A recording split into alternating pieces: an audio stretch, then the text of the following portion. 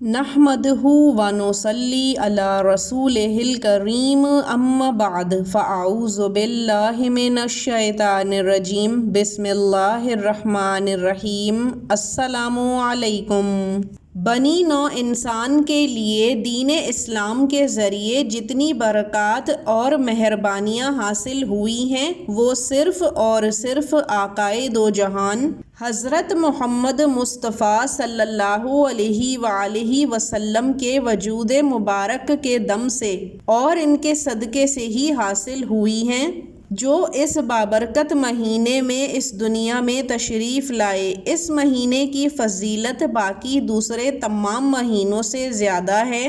اور یہ مہینہ در حقیقت دوسرے تمام مہینوں کی بہار ہے۔ صرف اور صرف حضور اکرم صلی اللہ علیہ وآلہ وسلم کے نورانی وجود کی وجہ سے تمام عنایتیں، شرافتیں، برکتیں اور دنیاوی اور اخروی عنایتیں، قرآن اور امامت، نبوت اور شریعت نازل فرمائی۔ آپ صلی اللہ علیہ وآلہ وسلم وہ ہیں کہ جن کے لیے اللہ تعالیٰ نے یہ ساری کائنات تخلیق فرمائی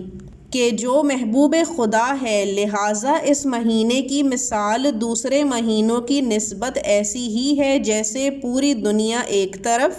اور آقائے دو جہان حضرت محمد مصطفیٰ صلی اللہ علیہ وآلہ وسلم ایک طرف۔ آج ہم آپ کے لیے ربیع الاول کا ایک ایسا خاص وظیفہ لے کر آئے ہیں کہ جس کو کرنے سے آپ کی تمام مشکلات حل ہو جائیں گی، پریشانیاں دور ہو جائیں گی، حاجتیں پوری ہوں گی۔ نہ صرف یہ بلکہ آپ کے اوپر سے تمام بلاؤں، مشکلوں، مصیبتوں اور ناگہانی آفات جو ایک دم انسان کے سر پہ آ پڑتی ہیں، اس سے بھی حفاظت کرے گا۔ ناگہانی آفت صرف خدا نخواستہ گھر میں چوری ڈکیتی کی واردات یا پھر سڑک پہ چلتے ہوئے چھینا جھپٹی ہی نہیں ہوتی، بلکہ بیماریاں بھی اکثر ناگہانی آفت کی ہی صورت میں ایک دم اچانک سے آ پڑتی ہیں، جیسے فالج ہارٹ اٹیک اچانک ہوتا ہے جو کہ جان لیوا تک ثابت ہوتے ہیں۔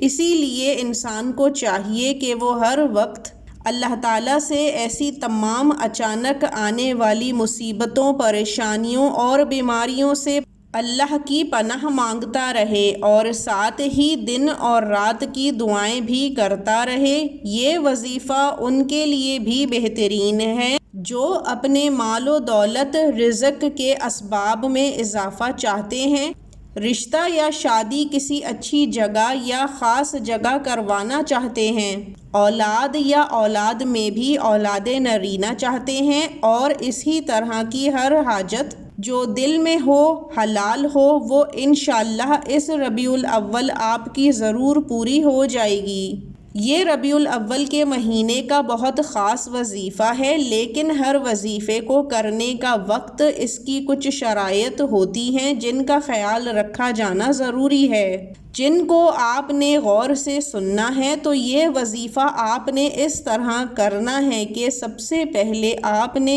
ایک مٹھی چاول لے لینے ہیں۔ چاول آپ نے ٹوٹا یعنی ٹوٹا ہوا چاول جو بہت چھوٹا چھوٹا ہوتا ہے وہ لینا ہے۔ یہ چاول کی قسم آپ کو کسی بھی پرچون کی دکان سے بہت آسانی سے مل جائے گی، اور یہ چاول دوسرے چاولوں کی نسبت قیمت میں بھی کم ہوتے ہیں۔ بزرگان دین کا کہنا ہے کہ چاول کے ہر دانے میں بے انتہا برکت ہوتی ہے۔ یہاں آپ کو حضور پاک صلی اللہ علیہ وآلہ وسلم کی ایک حدیث کا مفہوم بھی سناتے چلتے ہیں کہ آپ نے ارشاد فرمایا، جو شخص کھانا کھاتے ہوئے چاول کے دانے گرا دیتا ہے وہ غربت اور مفلسی والا ہو جاتا ہے، اور جو شخص گرے ہوئے چاول دسترخوان سے چن کر اٹھا لیتا اور کھاتا ہے وہ اللہ تعالیٰ کی رحمت سمیٹتا ہے اور مال و دولت بھی اس کے نصیب میں آ جاتی ہے۔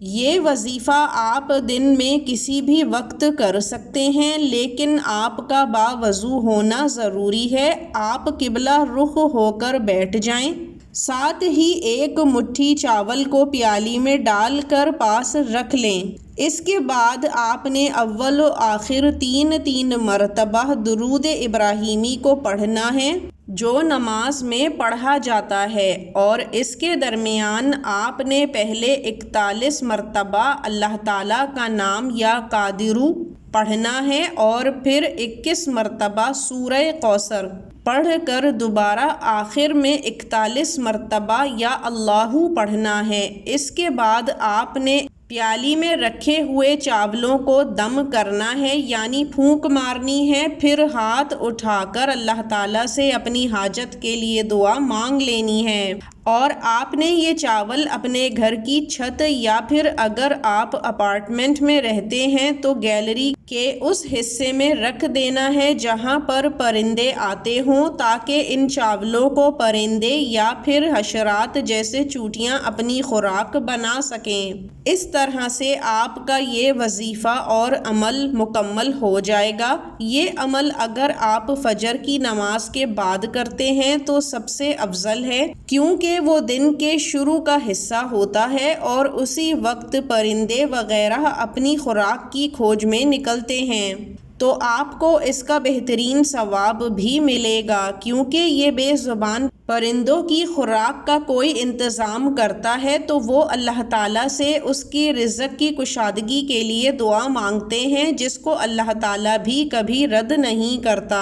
یہ عمل آپ نے 11 دن کرنا ہے، لیکن یہاں ہم آپ کو یہ ترغیب ضرور دینا چاہیں گے کہ آپ اپنے گھر کے اطراف میں کوئی بھی چرند پرند ایسا ہو جس کو آپ کچھ بھی کھلا یا پلا سکیں، چاہے پانی ہی صحیح، تو ضرور اہتمام کیا کریں، اس کا بے تحاشا ثواب ملتا ہے، اور اللہ تعالیٰ اس کھلانے والے کے رزق میں اس طرح سے غیب سے فراوانی عطا فرماتا ہے کہ انسان گمان بھی نہیں کر سکتا۔ اللہ تعالیٰ سے دعا کرتے ہیں کہ ہر ایک کی مشکل کو آسان فرمائے، آمین۔ اب ہمیں اجازت دیجیے، وآخر الدعوانا ان الحمد للہ رب العالمین۔ اللہ حافظ۔